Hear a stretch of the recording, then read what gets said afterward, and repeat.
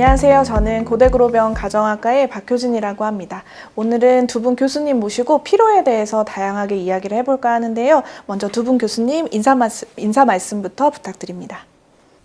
네, 안녕하세요. 연세대학교 세브란스 병원의 강희택입니다. 네, 안녕하세요. 저는 강남 세브란스 병원 가정의학과의 손다혜입니다. 현대인들이 요즘 가장 많이 말하는 단어가 저는 사실 피곤일 것 같긴 한데요. 저도 사실 습관적으로 오늘 왜 이렇게 피곤하지? 너무 피곤하다 이 말을 하루 종일 할 때도 있는 것 같은데 사실 단순 피로랑 그다음에 또 만성 피로라는 용어가 있잖아요. 혹시 두 가지의 차이점이 좀 있을까요?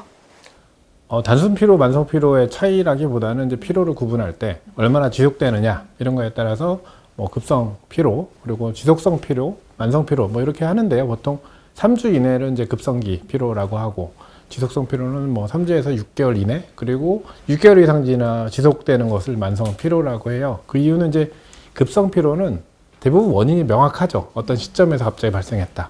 만성 피로는 그만큼 원인을 찾기 어려운 경우들이 많아요. 만성적으로 진행되니까. 그러면 말씀해 주신 것처럼 사실 급성 피로, 단순 피로 같은 경우는 예를 들면 이제 어제 회식을 늦게까지 했다. 그러면 오늘 이제 급성 피로가 있다든지 혹은 최근에 이제 일을 너무 많이 해서 수면에 어떤 시간이 많이 부족했다. 그러면 또 급성 피로가 온다든지 그런 경우로 이해를 하면 될 것 같고, 그러면 만성 피로의 원인은 좀 어떤 것들이 있을까요? 사실 이제 만성 피로의 원인이 정말 너무 많죠. 그래서 저희도 이제 환자들이 오면 나 피곤한데 간 때문인가요? 그 간고 때문에 그런 얘기를 하시는 분도 많은데 간 때문인 경우보다 오히려 다른 원인들이 더 많습니다. 이제 흔하게는 빈혈도 있고 당뇨병이라든지 우울증, 또 이제 암 환자분들은 굉장히 흔한 것이 또 피로감이거든요. 그 외에 갑상선 기능 저하증이라든지 이제 여러 가지 질환들이 숨어 있을 수 있기 때문에 그런 것들을 저희가 이제 발견하기 위해서 진료실에서 굉장히 고군분투하고 있습니다.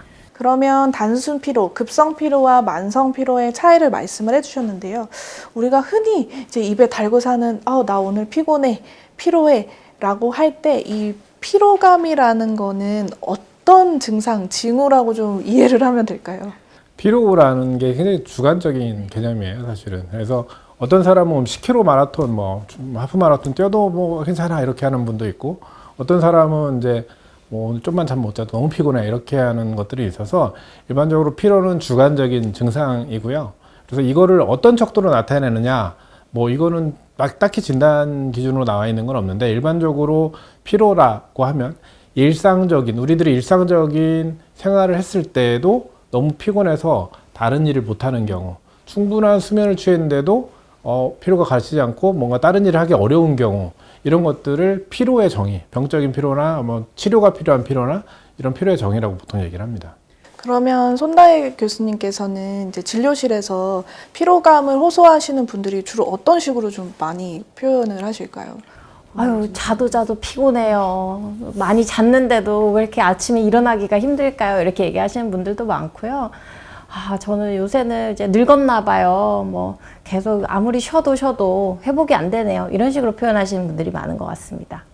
그러면 만성 피로의 원인에 대해서 손다혜 교수님께서 여러 가지 질환에 의한 피로감이 이제 증상으로 나타날 수 있다 이렇게 말씀을 해주셨는데요. 강희택 교수님께서는 평소에 이제 환자분들이 주로 어떤 질환을 많이 동반하고 있는 경우에 피로감을 좀 많이 호소하셨나요? 되게 재미있는 게요. 피로가 주관적이라고 했잖아요. 그러니까 피로에 적응이 되면 이게 피로인지 모르는 사람들이 있어요. 되게 재미있는 게 오늘 왔던 환자도 우리 직원분이신데 헤모글로빈이 5.6 이랬는데 30대 초반이었어요. 근데 자기는 헤모글로빈이 떨어져서 빈혈 때문에 왔대요. 그래서 이상하다라고 해서 생리통이 있냐, 생리량이 많냐 묻고 결국엔 수혈을 했어요. 일주일 만에 오늘 왔는데 자기는 이렇게 개운한 적이 없대요.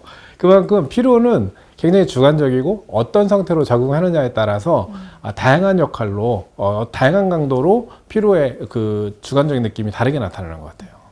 저도 최근에 작년부터 해서 피로감을 좀 많이 느꼈거든요. 그래서 저는 사실 건강검진을 한 번도 안 해봤다가 작년에 처음 해봤어요. 했더니 빈혈이 있는 거예요.